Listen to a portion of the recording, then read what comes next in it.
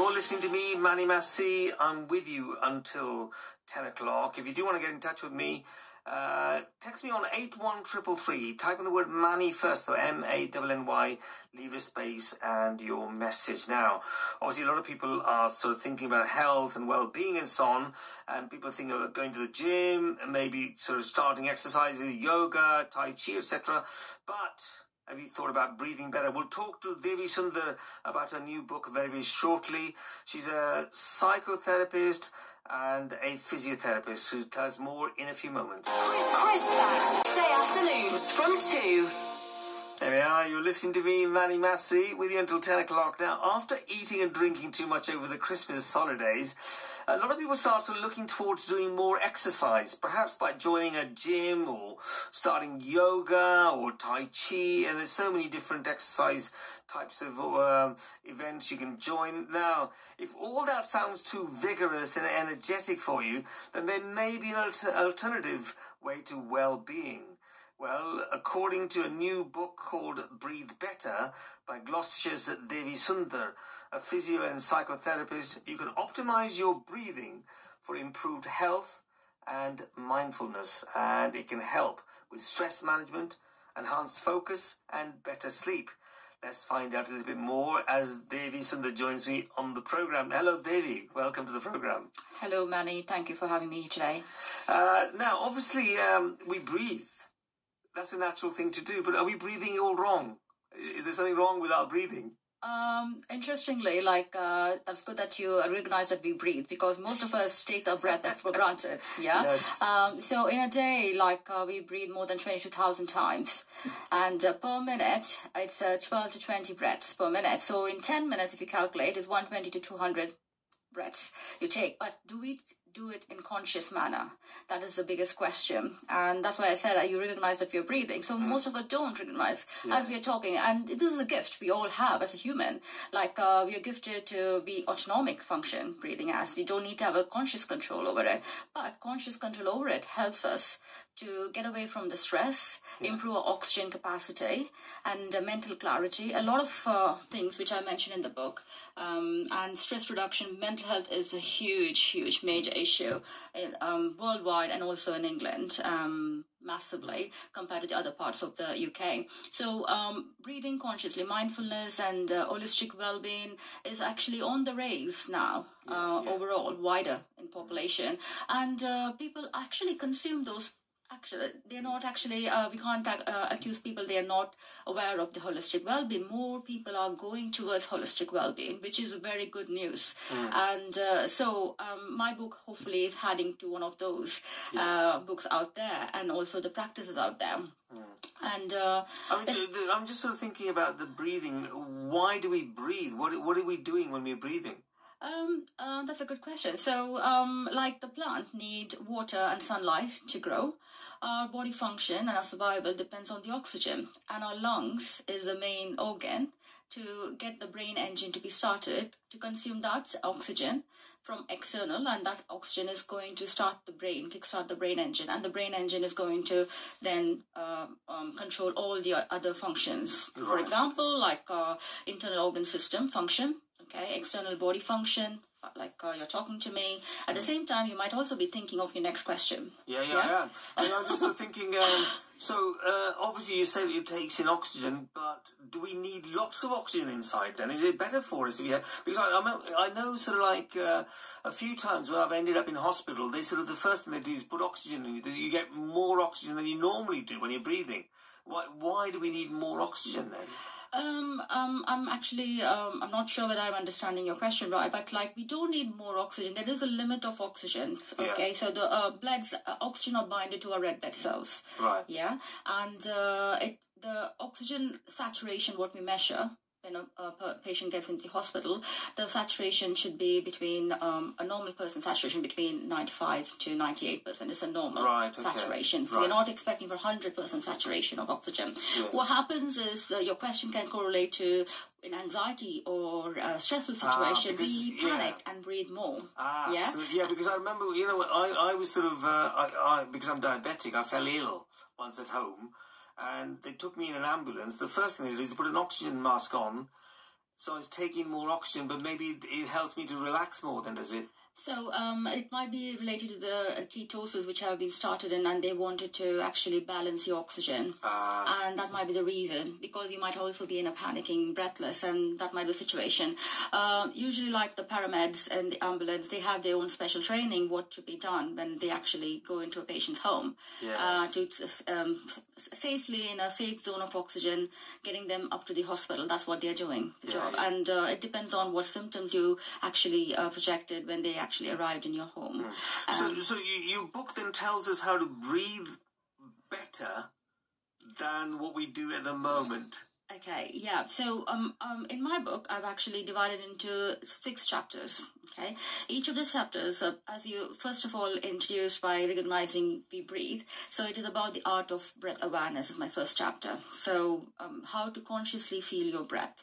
Okay, and then the chapter moves on talking about how to actually do a deep breathing, because we all do a shallow breathing, most of us and most part of the day do shallow breathing. Our oxygen is just literally going up to the upper part of your collarbone, or just about below that in the mid region. It's not going deeper up to your to the bottom of the lungs. Bottom of your lungs, yeah. So our lungs extend from the collarbone up to your 12th rib. So it's not going reaching bottom parts of your lungs at all. So many reasons, like we might be very thoughtful about something, stressed about something, we are panicking something, or we are worried about something, and or most of the time, like our days, like working class people, we spend 9 hours out of our 24 hours in work, and the work stress builds up, and we forget to even maintain the proper posture for our lungs to expand. And so those are all some of the factors which I can just quickly, briefly mention here, might affect your breathing, depth of the breathing. The breathing has a lot of different things, the depth, the rhythm, and the pattern of the breathing. And that's what I just introduced in my first chapter. And then I go focused into how to use your breathing to reduce your stress, and to also improve your focus, mental clarity, and also to improve your sleep pattern. And those are the things I'm discussing in that. And especially I want to mention, this is actually an output of not only my professional or educational value, knowledge sharing, but through my personal journey and personal experience. I had a very tragic moment in 2017. I lost my mom. And then followingly in 2018 to 2020, I had a lot of work, stress, bullying, harassment, which led to my high level of stress, high blood pressure, where my eyeballs were stopped moving. Right, okay. And I had a Bell's palsy, 6 nerve. Gosh. So, and then I focused on, doctor said, like, I'm going to be disabled throughout my life, and I'm not be able to move my right eyeball at all.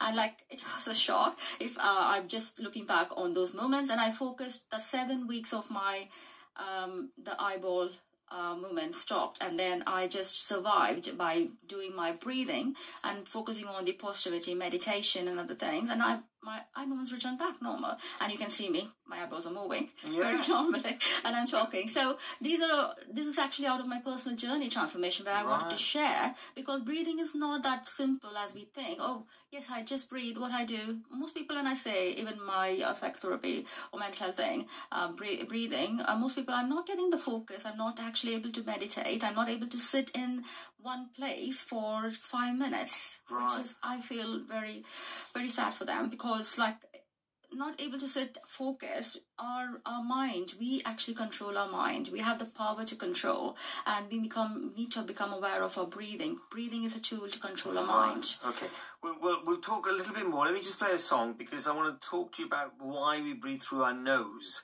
Yep. Because when I'm running or when I'm doing any exercise, they say, oh, breathe through your nose, out through your mouth. More on that.